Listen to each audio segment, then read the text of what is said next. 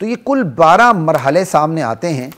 ان 12 مرحلوں کو one by one یک کے بعد دیگرے ہم تھوڑا سا ڈسکس کرتے ہیں بطور تعارف. اس کے بعد انشاءاللہ ہم آگے کی طرف بڑھتے ہیں. یہ تو 12 پہلو میں نے آپ کو بتا دی ہے. اب 12 پہلوؤں کی جو ایک اجمالی وضاحت ہے وہ میں آپ کے سامنے رکھنے لگا ہوں کہ سب سے پہلے انسانی زندگی کا جو انفرادی پہلو ہے، تو فرد کی انفرادی زندگی میں ایمان، فرد کی انفرادی زندگی میں ایمان کے بغیر تو کچھ بھی نہیں ہے. پھر دوسرے نمبر پر فرد کی انفرادی زندگی میں عمل، پھر فرد کی انفرادی زندگی میں اسی ایمان و عمل کی دعوت و تلقین. سمجھ آئی بات کی؟ تو دعوت و تلقین تو دوسروں کو ہوتی ہے، پھر تو وہ اجتماعی زندگی بن گئی؟ نہیں، وہ ہے اجتماعی زندگی. فرد اپنی ذات کے لیے بھی خود داعی ہوتا ہے. فرد یاد رکھیں، داعی سب سے پہلے وہ اپنے لیے ہوتا ہے، پھر دوسروں کے لیے ہوتا ہے. یا ایھا الذین آمنوا قوا انفسکم واہلیکم نارا، اے ایمان والو اپنے آپ کو جہنم کی آگ سے بچا لو، اپنے گھر والوں کو جہنم کی آگ سے بچا لو. تو بندہ سب سے پہلے خود اپنی ذات کے لیے داعی ہے. ٹھیک ہے. اسی طرح من رآ منکم منکرا فلیغیرہ بیدہ، تم میں سے کوئی برائی کو دیکھ لے تو سب سے پہلے اپنے ہاتھ سے ختم کرے، پھر زبان سے، پھر دل سے. 3 مرحلے ہیں نا. تو بھائی برائی تو اپنے ذات میں بھی ہوتی ہے. تو بندہ خود کو بھی برائی سے روکتا ہے، خود کو بھی دعوت دیتا، نہیں بھائی تمہیں ایسا نہیں کرنا چاہیے. ٹھیک ہے. تو فرد کی زندگی میں ایمان، پھر اس کے بعد عمل، پھر فرد کی زندگی میں ہی تیسری چیز دعوت ہے جو خود کو دعوت دے رہا ہوتا ہے. پھر فرد کی زندگی میں چوتھی چیز صبر ہے کہ وہ ایمان لاتا ہے، وہ میدان عمل میں اترتا ہے، وہ خود کو دعوت دیتا ہے. تو فرد کی اپنی انفرادی زندگی میں بھی تو مشکلات آتی ہیں نا. گناہ کے لیے اس کا دل للچاتا ہے. ٹھیک ہے. اور نیکی پر ہوتے ہوئے وہ پھسلتا ہے، پھسلنا چاہتا ہے، ایسا بھی ہوتا ہے. تو یہ اس نے صبر کرنا ہے. اور پھر فرد انفرادی زندگی میں اپنی ذات کے خول کے اندر بند ہوتے ہوئے بھی اگر وہ ایمان رکھتا ہے، نیک عمل رکھتا ہے، دعوت کا ایک پہلو رکھتا ہے، پھر بھی اس کو مشکلات کا سامنا کرنا پڑتا ہے، تو پھر اس پر صبر کرنا. یہ تو فرد کی انفرادی زندگی کے 4 پہلو ہو گئے. اس پر اس سے زیادہ بات نہیں کروں گا. ہم آگے جب مزید 4 پہلو پہ اجتماعی اور ریاستی اسی طریقے سے بات کریں گے تو بات آج کھلتی اور کھلتی چلی جائے گی انشاءاللہ. اب آتے ہیں فرد کی اجتماعی زندگی کی طرف. فرد کی اجتماعی زندگی میں بھی یہی 4 مرحلے ہیں: ایمان، عمل، دعوت، صبر. تو اجتماعی زندگی کس چیز کا نام ہے؟ اجتماعی زندگی دراصل دوسروں سے برتاؤ کا نام ہے. اجتماعی زندگی، انفرادی زندگی خود سے برتاؤ کا نام ہے کہ بندے نے خود سے برتاؤ کیسے کرنا ہے. اجتماعی زندگی دوسروں سے برتاؤ کا نام ہے، اور ریاستی زندگی اس برتاؤ کو غلبہ دینے کا نام ہے. ٹھیک ہے. تو اب جو اجتماعی زندگی ہے وہ چونکہ دوسروں سے برتاؤ کا نام ہے، تو اب اجتماعی زندگی میں ایمان نظر آنے کا مطلب کیا ہے کہ اجتماعی زندگی میں وہ جب دوسروں سے برتاؤ کرتا ہے کسی بھی حوالے سے، اعمال سے لے کر معاملات تک، اخلاقیات تک، جہاں بھی چلے جائیں، اس برتاؤ میں ایک ایک برتاؤ میں ایمان چھلکے. یہ ہے اجتماعی زندگی میں ایمان کی نمائندگی ہو، ایمان کا پیغام ملے، اور بھرپور ایمان اور یقین نظر آئے، ایمان کو اولیت حاصل ہو. وہ بے ایمان نہ دکھے، لا الہ، وہ بے ایمان نہ دکھے. یعنی اس کا عمل بعد میں نظر آئے، اس کا ایمان پہلے نظر آئے. یہ ہے فرد کی اجتماعی زندگی میں ایمان. کیونکہ ایمان ایک ایسی چیز ہے وہ الگ سے آپ کو نظر نہیں آتا. یہ جو ایمان ہے، جیسے نماز ہے، نماز آپ کو نظر آتی، کوئی پڑھ رہا ہوتا ہے. روزہ، حج نظر آتا ہے، کوئی حج کر رہا ہوتا ہے.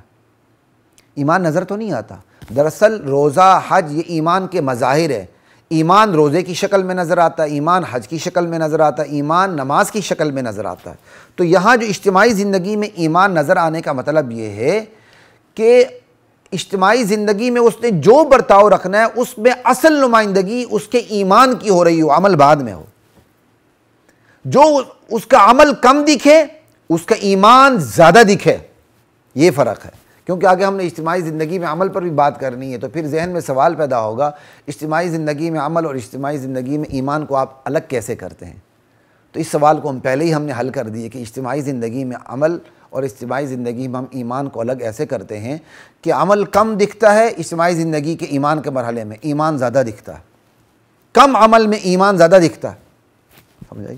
ایک بندہ ہے 10 آدمیوں کا لشکر ہے، وہ اکیلے اس کے اندر کود پڑتا ہے حق کی نگہبانی کرتے ہوئے، کودا اکیلا ہے، عمل تھوڑا سا ہے لیکن اس کے عمل کے پیچھے ایمان کا پہاڑ نظر آ رہا ہے. یہ ہے کہ بندے مومن کے ایک ایک برتاؤ میں ایمان چھل کے پتہ چلے کہ یہ بندہ کچھ بھی کر سکتا ہے لیکن ایمان پہ سودا نہیں کر سکتا. اب ایک شعر ہے، مجھے اس کا پہلا مصرع یاد نہیں آ رہا، دوسرا مصرع یاد ہے کہ وطن کی مٹی مجھے ایڑیاں رگڑنے دے، مجھے یقین ہے چشمہ یہیں سے نکلے گا. یہ شاعر کیا بتا رہا ہے؟ استعارے کی شکل میں یقین کی انتہا بتا رہا ہے کہ اس نے یہاں سے ہی کام شروع کرنا ہے، ادھر ہی محنت کرنی ہے، لیکن اس کے یقین کا عالم کیا ہے؟ اس کو پتہ ہے کہ میں ادھر ہی اس دھرتی پر محنت کروں گا، چشمے ادھر سے ہی نکلیں گے. یہ اس کے یقین کا عالم ہے. تو ایمان دکھے کا مطلب یہ کہ ایمان تو عمل کی صورت میں دکھتا ہے لیکن وہ عمل کم دکھے، ایمان زیادہ دکھے، یہ مطلب ہے. اچھا جی، اور پھر یہ تو ہم نے فرد کی اجتماعی زندگی میں ایمان کی بات کی، چاہے سیاست ہو، تجارت ہو، معیشت ہو، معاشرت ہو، سب سے پہلے ایمان نظر آئے، عمل بعد میں دکھے، ایمان پہلے دکھے. اس کے ساتھ اب ہم آتے ہیں فرض کی اجتماعی زندگی میں عمل دکھے، یعنی فرد کی اجتماعی زندگی میں عمل. تو کیا مطلب؟ کہ فرد جو اجتماعی زندگی گزارتا ہے اس کو قدم قدم پہ برتاؤ کرنا پڑتا ہے. کہیں والد ہے، کہیں ولد ہے، بیٹا ہے، کہیں کوئی باپ ہے، کہیں بیٹا ہے، کہیں شاگرد ہے، کہیں استاد ہے، کہیں ماتحت ہے، کہیں مافوق ہے، افسر بالا ہے، کہیں وہ اخلاقی معاملہ ہے، کہیں معاملاتی ہیں، کہیں عبادات ہیں. بہرحال فرد کی اجتماعی زندگی میں قدم قدم پر مختلف قسم کے اعمال ہیں.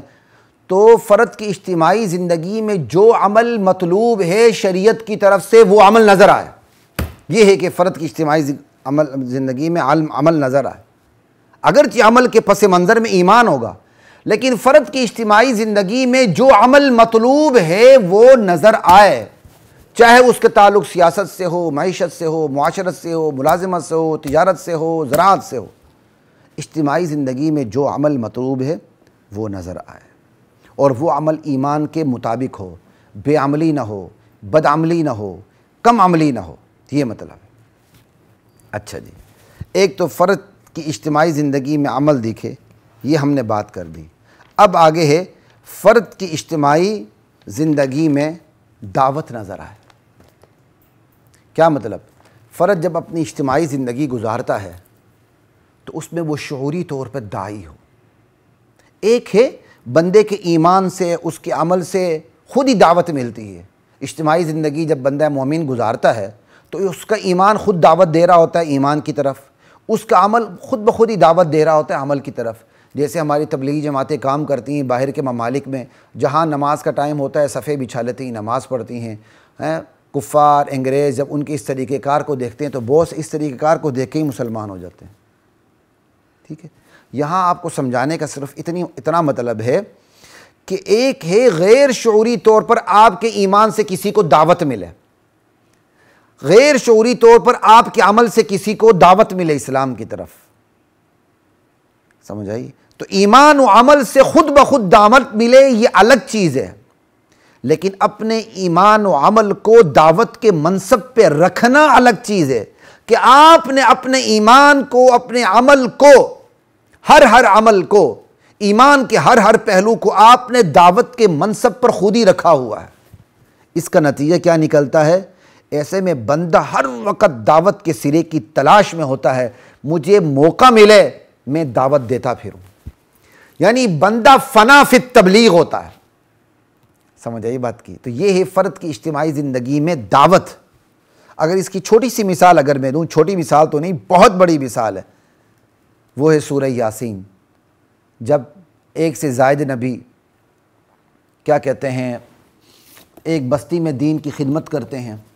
وَاضْرِبْ لَهُمْ مَثَلًا أَصْحَابَ الْقَرْيَةِ إِذْ جَاءَهَا الْمُرْسَلُونَ إِذْ أَرْسَلْنَا إِلَيْهِمُ اثْنَيْنِ فَكَذَّبُوهُمَا فَعَزَّزْنَا بِثَالِثٍ فَقَالُوا إِنَّا إِلَيْكُمْ مُرْسَلُونَ.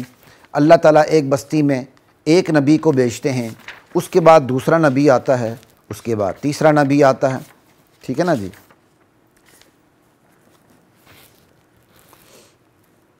دو نبی آتے ہیں، سورہ یاسین ہے اور آیت نمبر یہ 13 ہے کہ اللہ تعالیٰ ایک بستی کا واقعہ بیان کرتے ہیں کہ اللہ تعالیٰ کہتے ہیں ہم نے وہاں اپنے 2 نبی بھیجے، ٹھیک ہے، ان کی تکذیب کی گئی، پھر ہم نے تیسرے کے ذریعے ان کو تقویت دی، تیسرے نبی بھی گئے، ٹھیک ہے، لیکن لوگوں نے ان کی مخالفت کی۔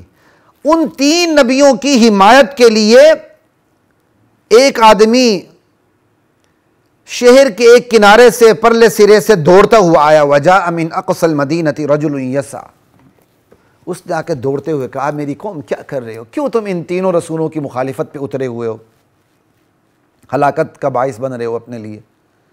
اتبعوا المرسلین، ان رسولوں کی بات مان لو، اتبعوا من لا يسألكم اجرا وهم مهتدون، ان لوگوں کی بات مانو تم سے جو اپنی تبلیغ پہ اجر نہیں مانگتے اور ہدایت یافتہ ہیں، یعنی اپنے کام میں مخلص بھی ہیں، ہدایت یافتہ بھی ہیں۔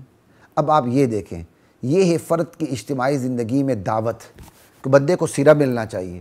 اس بندے نے دیکھا 3 نبیوں کو جھٹلایا جا رہا ہے، ان کو سہارا دینے کے لیے، اللہ کے دین کی دعوت کو پہنچانے کے لیے خود پہنچ گیا، خود اس نے نبیوں کے ساتھ دعوت دینی شروع کر دی۔ وَمَا لِيَ لَا أَعْبُدُ الَّذِي فَطَرَنِي وَإِلَيْهِ تُرْجَعُونَ، پھر اس نے اپنا ایمان بھی ان کے سامنے ظاہر کر دیا، پھر قوم نے اس کو شہید کر دیا، اس بندے کو شہید کر دیا۔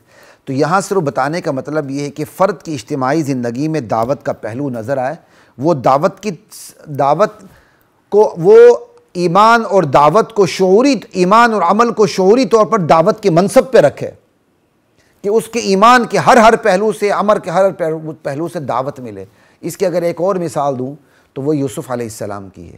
یوسف علیہ السلام جیل میں تھے، خواب دیکھنے والوں نے خواب دیکھا، تعبیر پوچھنے آئے، یوسف علیہ السلام کو دعوت کا سرا مل گیا کہ اب ان کو میری ضرورت پڑ گئی ہے، ٹھیک ہے، ان کو تسلی دی تمہیں خواب کی تعبیر بھی مل جائے گی کھانا آنے سے پہلے، ٹھیک ہے، تعبیر بھی مل جائے گی۔ لیکن ساتھ کا اصل مسئلہ کیا ہے سنو، انہوں نے اسی وقت اسلام کی تعلیم و تبلیغ شروع کر دی، وہ بھی شرک، کفر و شرک کی تردید سے، ما کان لنا ان نشرک باللہ من شیء، پھر اپنا تعارف بھی کروایا وہ کون ہے، نبی کے بیٹے ہیں، نبی کے پوتے ہیں، نبی کے پڑ پوتے ہیں، سمجھے، واتبعت ملت آبائی ابراہیم و اسحاق و یعقوب لا الہ الا اللہ واللہ اکبر۔ کتنی بڑی بات۔ یوسف علیہ السلام، ان کے والد یعقوب علیہ السلام، سمجھ آئی بات کی، ان کے والد اسحاق علیہ السلام، ان کے والد ابراہیم علیہ السلام، اپنا تعارف بھی کروایا، دعوت کا سرا تلاش کر کے دین کی دعوت بھی دی۔ مطلب یہ کہ فرد کی اجتماعی زندگی میں بھی دعوت نظر آئے۔ اب فرد کی اجتماعی زندگی میں صبر، تو بھائی جب فرد کی اجتماعی زندگی ایمان دکھے گا، اجتماعی زندگی میں عمل دکھے گا، اجتماعی زندگی میں دعوت ہوگی، تو لامالہ اجتماعی زندگی میں صبر کا بھی سامنا کرنا پڑے گا۔ جس طرح آپ دیکھیں وَمَا لِيَ لَا أَعْبُدُ الَّذِي، اس نے دعوت دی، اس کی جان چلی گئی لیکن وہ ڈٹ گیا، پیچھے نہ ہٹا، یہ ہے صبر۔ لا الہ الا اللہ۔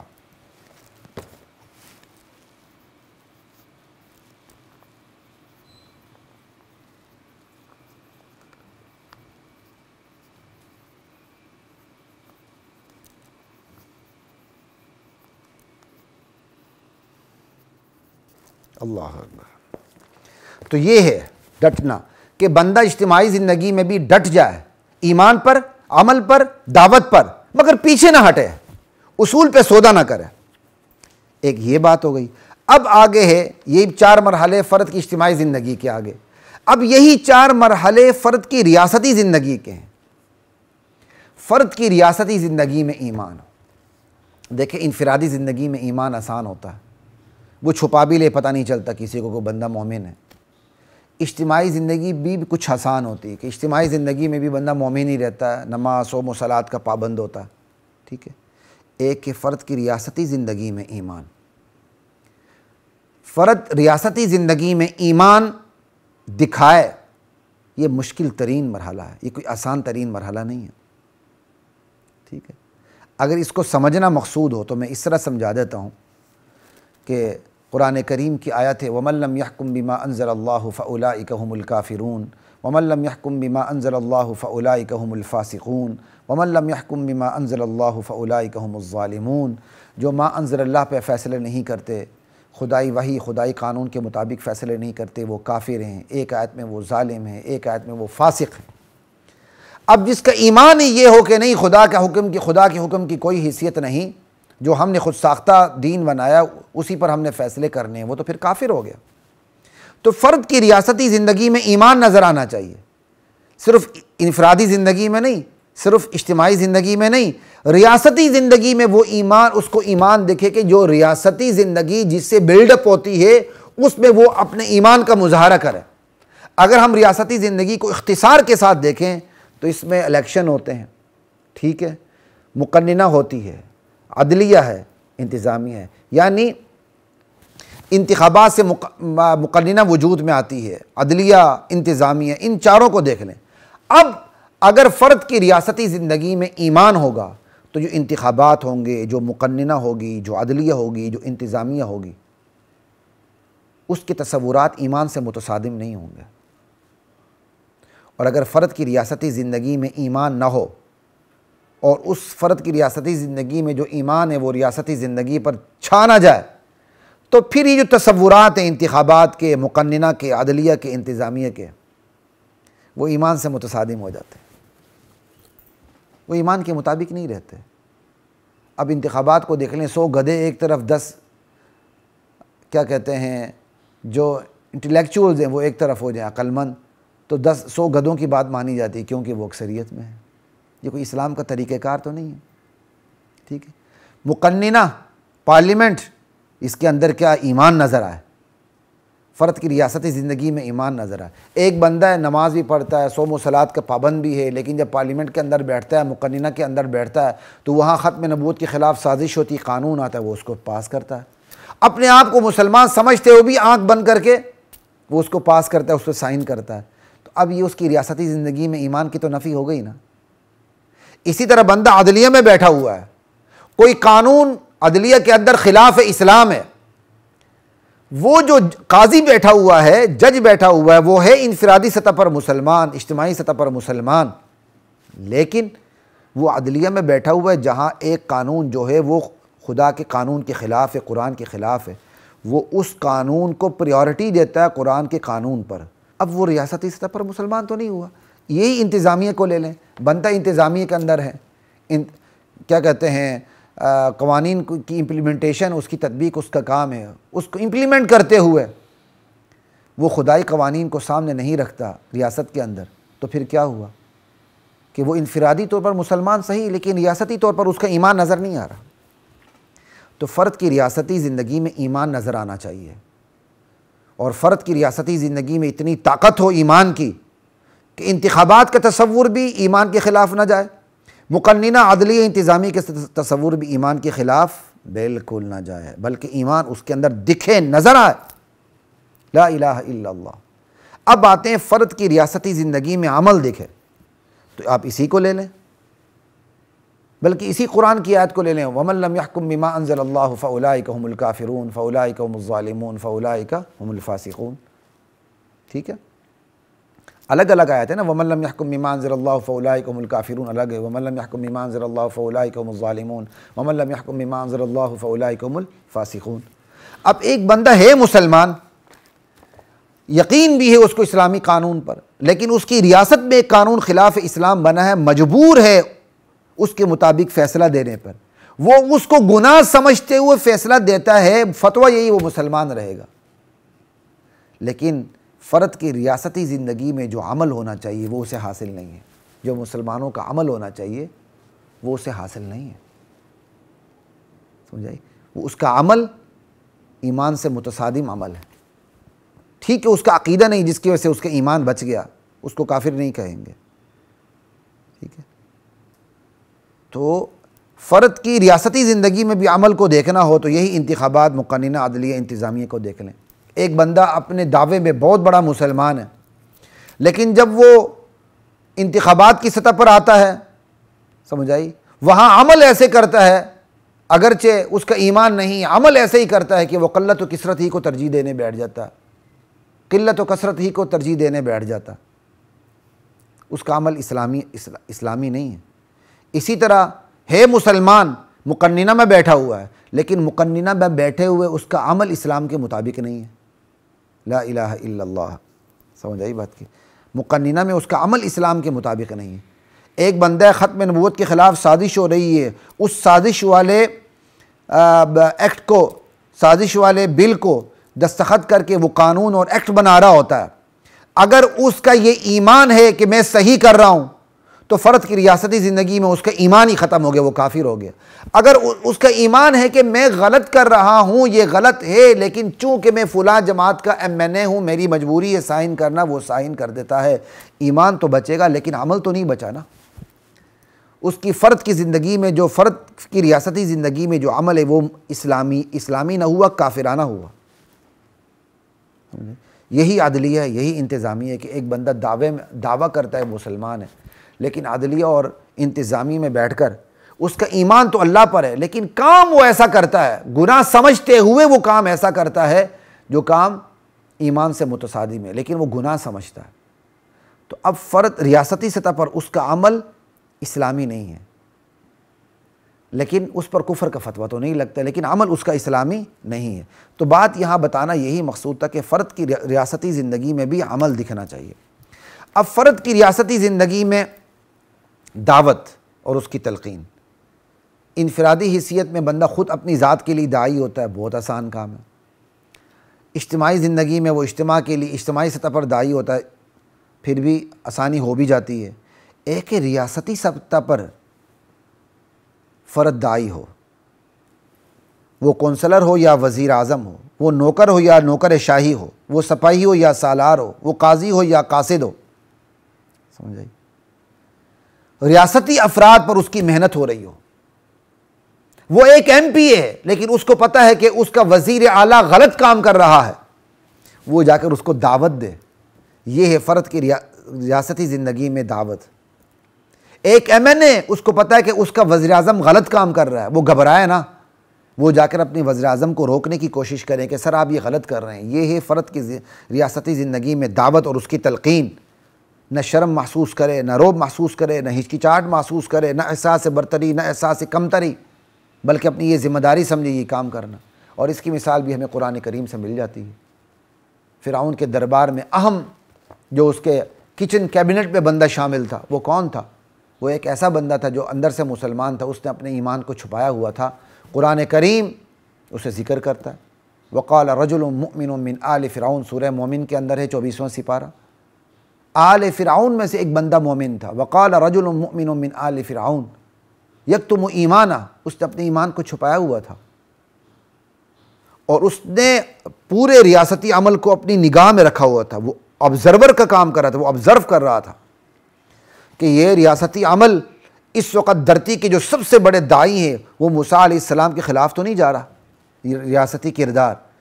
جب اس نے دیکھا کہ بھائی فرعون کی سلطنت جس میں وہ خود بھی شامل ہے یہ فیصلہ کر رہی کہ اب موسیٰ کو قتل کرنے علیہ السلام، تو وہ آڑے آ گیا۔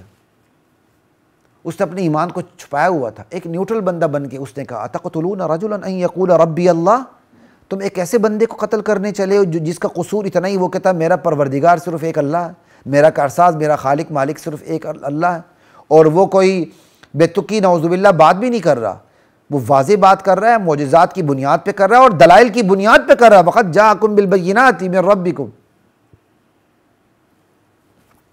اس کی پوری تقریر ہے، 1.5 رکوع کے اندر اس کی پوری تقریر چل رہی ہے۔ اس نے ہر ممکنہ کوشش کی کہ فرعون کی سلطنت موسیٰ علیہ السلام کو قتل کرنے سے باز آ جائے، یہاں تک کہ ان کو بھی پتہ چل گیا کہ یہ بندہ مسلمان ہو چکا ہے۔ اس نے آخر میں اپنی تقریر ختم کرتے ہوئے کہا وَأُفَوِّضُ أَمْرِي إِلَى اللَّهِ إِنَّ اللَّهَ بَصِيرٌ بِالْعِبَادِ، میں اپنا معاملہ اللہ کے سپرد کرتا ہوں۔ وَيَا قَوْمِ مَا لِي يَدْعُوكُمْ إِلَى النَّجَاةِ وَتَدْعُونَنِي إِلَى النَّارِ تَدْعُونَنِي لِأَكْفُرَ بِاللَّهِ وَأُشْرِكَ بِهِ مَا لَيْسَ لِي بِهِ عِلْمٌ وَأَنَا أَدْعُوكُمْ إِلَى الْعَزِيزِ الْغَفَّارِ، تم مجھے دعوت دے رہے ہو کہ میں یہ غلط کام کروں اور جہنم میں جاؤں۔ جب اس کا ایمان ظاہر ہو گیا، اب اس کو پتہ چل گیا کہ اب اس کے خلاف بھی سازش ہونے لگی ہے، ٹھیک ہے، اس نے کہا میں اپنا معاملہ اللہ کے سپرد کرتا ہوں۔ اللہ تعالیٰ نے یہاں کہا فوقاہ اللہ سیئات ما مکروا، فرعون کے درباریوں نے مل کے جو اس کے خلاف ایکشن لینے کی ٹھان لی، اللہ تعالیٰ نے ان کو بچا لیا۔ اسی دوران فرعون کو اللہ تعالیٰ نے غرق کر دیا۔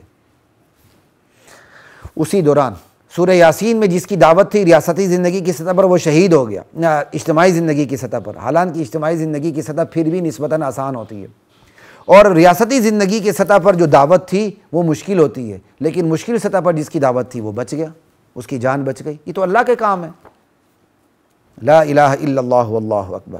تو بتانے کا مطلب خواتین و حضرات یہ ہے کہ فرد کی ریاستی زندگی میں بھی بھرپور طریقے سے اس کا داعیانہ کردار سامنے آنا چاہیے۔ یہ اسلام کو اس امت سے مطلوب ہے، لا الہ الا اللہ۔ اب ہے کہ فرد کی ریاستی زندگی میں صبر، ایک بندہ نوکر ہے یا شاہی نوکر ہے، کونسلر ہے یا وزیر اعظم ہے، سپاہی ہے یا جرنیل ہے، قاصد ہے یا قاضی ہے، ٹھیک ہے، کچھ بھی ہے، حق کی راہ کا وہ راہی ہے، کیونکہ یہ سارے ریاستی پرزے ہیں۔ اب ایک بندہ ہے، چاہے نوکر ہے، وزیر اعظم ہے، بیوروکریٹ ہے، جرنیل ہے، کچھ بھی ہے، قاصد ہے یا قاضی ہے، وہ ایمان پر، عمل پر، حق کی دعوت پر اڑ گیا، ڈٹ گیا۔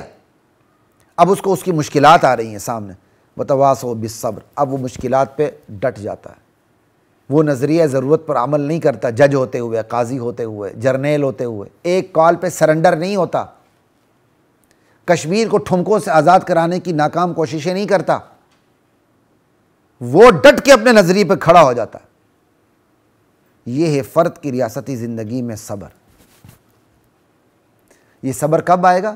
جب ایمان، عمل، دعوت، تو مشکلات آئیں گی، پھر صبر آئے، پھر صبر کا مرحلہ آئے گا، اور پھر صبر کے مرحلے میں بھی صبر علی المصیبہ، مصیبت پر صبر، ڈٹ جانا، یہ کب حاصل ہوگا؟ جب اس کو صبر عن المعصیہ، گناہوں سے باز رہنے کا صبر حاصل ہوگا، صبر علی الطاعہ، نیکی پر ڈٹ جانے کا صبر حاصل ہوگا، تو مصیبت پر ڈٹ جانے کا صبر خود بخود حاصل ہو جائے گا برکت کے طور پر، کیونکہ مصیبت پر ڈٹ جانے کا صبر نیکی پر ڈٹ جانے سے مشکل ہے، گناہ سے باز رہنے سے مشکل ہے، مصیبت ہوتی ہے۔ لا الہ الا اللہ واللہ اکبر۔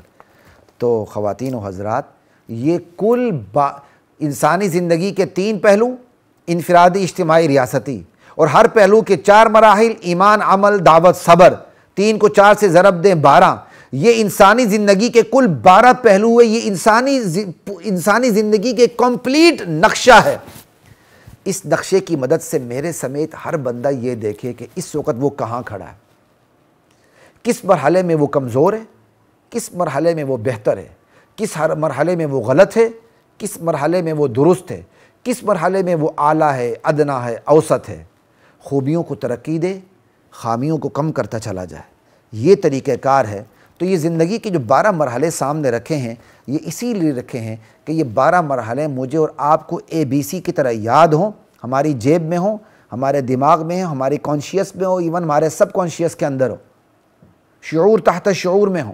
جب یہ چیزیں ہوں گی تو پھر ہمیں اپنا تجزیہ کرنا آسان ہوگا۔ وَلْتَنْظُرْ نَفْسٌ مَا قَدَّمَتْ لِغَدٍ، لا الہ الا اللہ واللہ اکبر۔ تو جب ہم اپنا تجزیہ کریں گے تو انشاءاللہ تعالی ان 12 کیا کہتے ہیں زندگی کے ان 12 پہلوؤں کی صورت کے نقشے کی مدد سے جب ہم اپنا تجزیہ کریں گے تو پھر بندے کا تجزیہ، محاسبہ، اس کو بدی سے رکنے اور نیکی کی طرف گامزن ہونے کی قوت فراہم کرتا ہے یہ محاسبہ۔ اب انشاءاللہ ہم اس کے بعد اگلی نشست میں بات کریں گے کہ ان 12 پہلوؤں کی مدد سے جو ایک منظر کشی ہوتی ہے کہ ہم زندگی کے ان 12 پہلوؤں کو، 3 انسانی زندگی کے 3 پہلو، انفرادی، اجتماعی، ریاستی، پھر ہر پہلو کے 4 مراحل، ایمان، عمل، دعوت اور صبر، 4 کو الگ کر کے، 3 کو الگ کر کے ہم ایک اجمالی منظر کشی رکھیں گے کہ اس وقت ہماری کیا صورتحال ہے۔ یعنی ہم سرجن بن کر اپنا پوسٹ مارٹم کریں گے۔ میرے سمیت ہر بندہ یہ پوسٹ مارٹم کرے اپنی ذات کا، وہ کہاں کھڑا ہے۔ انشاءاللہ ہم اگلی نشست میں ایک سرجن بن کر اس کا پوسٹ مارٹم، اپنا پوسٹ مارٹم کرنے کی کوشش کریں گے۔ کو جب بندہ اپنا یہاں پوسٹ مارٹم کر لے تو آنے والی زندگی میں وہ پوسٹ مارٹم سے بچ جائے گا۔ اگر اس نے اپنا یہاں محاسبہ نہیں کیا ایک سرجن کی طرح، تو پھر اگلے زندگی میں بچاؤ کی کوئی امید نہیں۔ اللہ کی ذات مجھے آپ کو عمل کی توفیق عطا فرمائے۔ السلام علیکم ورحمۃ اللہ وبرکاتہ۔ وَلَقَدْ أَنزَلْنَا